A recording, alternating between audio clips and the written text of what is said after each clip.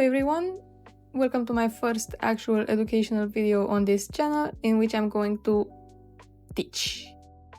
This video will be split in 3 sections: setup, process, and results, in which I will go through the stages of production when it comes to making stickers at FabLab in Enschede. It is mainly targeting CMGT students from Saxion University of Applied Sciences, but if by any miracle it helps other people in need of guidance, you're welcome. Starting off with the pre-production phase, preparing your design. In Adobe Illustrator, you wanna first import your design, bonus if it's a transparent background, duplicate it, and leave it aside for now. That's going to be our border. Now, grab your design. Mine has a white background, so I'm going to image trace it on low fidelity and double click on the background to delete it, along with the other white chunks. Low fidelity is if you want your design to be printed better. Detailed designs will fade away much faster than the simpler ones. Now that we have our main design ready, we're gonna get onto the border.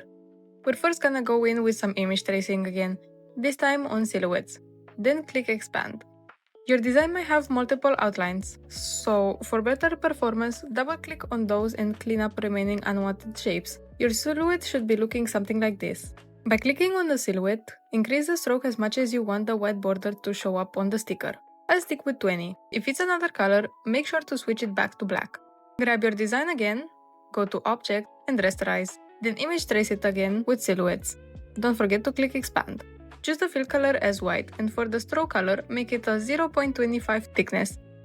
For the color, we'll be making a new swatch. Go under the colors and hit the new swatch button. It should give you a pop-up menu for making it. You'll want to give it the name Cut Contour, exactly as you see it. For the color type, make it a spot color, and choose CMYK for the color mode. Increase the magenta to 100 and leave the others alone. Apply your newly made swatch to the outline and voila! All you need to do is export it, and I usually export it as a PDF. I don't know how other machines work, but if you find other simpler ways, let me know down in the comments. This concludes the first part of this tutorial. I hope it was useful enough. Now let's get on to the printing stuff. What you wanna know before printing something at FabLab is how to find it. And if you don't know how to, don't worry, I got you with that too. So for those wondering, here's the way from the location every CMGT student knows or should know from day one, Epidrost, which most of you may know as the glass building.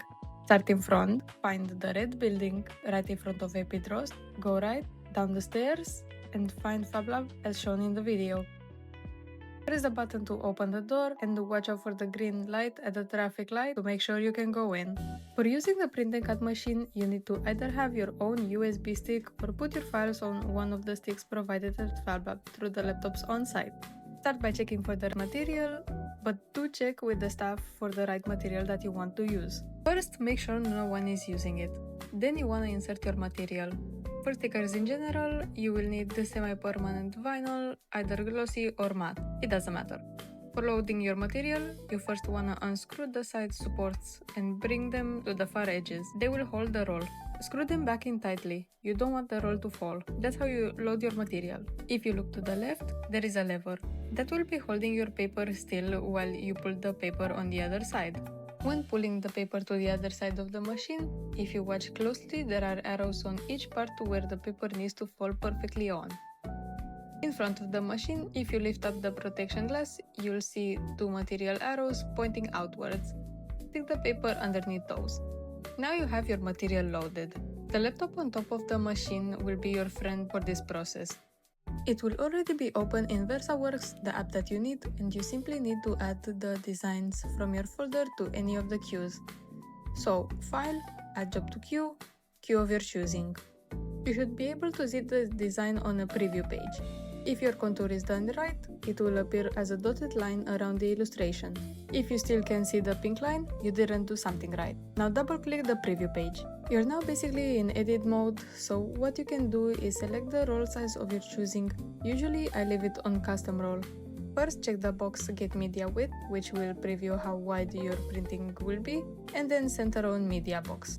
You can play with the size. Normally stickers should be under 10 by 10 centimeters, but now it depends on personal preferences. Add the number of copies you want, and when finished, press the print button. While you're printing, let's say in bulk, during the printing of a sheet, you can start cutting the other. The cutter right next to the machine makes it perfect for entering a workflow to cut multiple strips at once. Very useful for large printing amounts. To cut the sheet, on the machine's menu, not the laptop, go to Function and then go down to Sheet Cut. Be careful of the paper not tangling in the blade. If so, ask staff for help. Don't open the machine and do it yourself if you don't know what you're doing. After you're done with your product, unload the paper roll and put back everything you used. You don't want to leave anything behind for the person who will use the machine after you. In the end, check out the register with your student number and information about quantity that VersaWorks showed on screen during printing.